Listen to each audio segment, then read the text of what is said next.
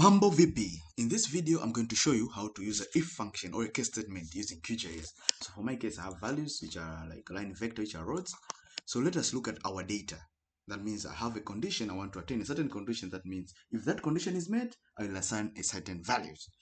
So let us check our attribute table by right clicking here or open attribute table or just go straight to here. So this is our attribute table. It has values of y, yes, n, and another one is o, like 0. So I want to assign for y, yes is equal to 2, then o is equal to 0, then n is equal to 1. So now let us make sure we create a table now. Attribute tables that increase by clicking a pencil. That means we need to click a new column here. So having a new field, that means I'll create now gravel. So these are the factors now, values, okay? The values. So I'll keep the integer, yes, okay, I can keep it integer, then only 5 length.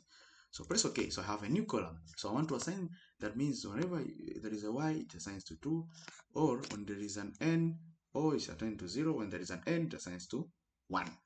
So let us now go to open field calculator by pressing open field calculator or Control I. So by pressing this, we have a beautiful dialog like this. So by going to updating existing field, this is where values should go. I want them to go in this particular column. That means I'll select just like that. So we start our beautiful function. So start with case, because this is a case statement. Then when, okay, let us start now. Which column are we looking the data at? It's this column here. That means when this values equals to capital Y, make sure you put a string, and it's case sensitive. So if you put a small y, it will not cross check the values. Then print what? Print 2, as we said earlier. Then enter. So when, again the same column to check if it's equal to n, then print 1.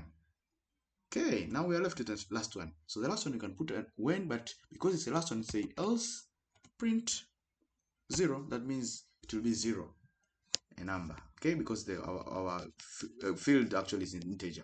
Then after finishing, make sure you end with an end. And bear in mind here you get a preview already. That means your function is working very well. So this is it. So this is only simple case statement function, like which acts like an if. So after having this, that means when I press OK, apply all the values. For instance, y for yes it will be 2, and for n will be 1, and for else if there is o, it will be 0 or any value. That means when I say apply, OK, voila, let us cross check. So for y it is 2, as we said earlier. For o is 0. Yes, o is 0. Then we have n is 1. See, simple like that. You see? So this is the if function or the case statement using QGIS. So make sure to subscribe for more videos like this. Thank you a lot.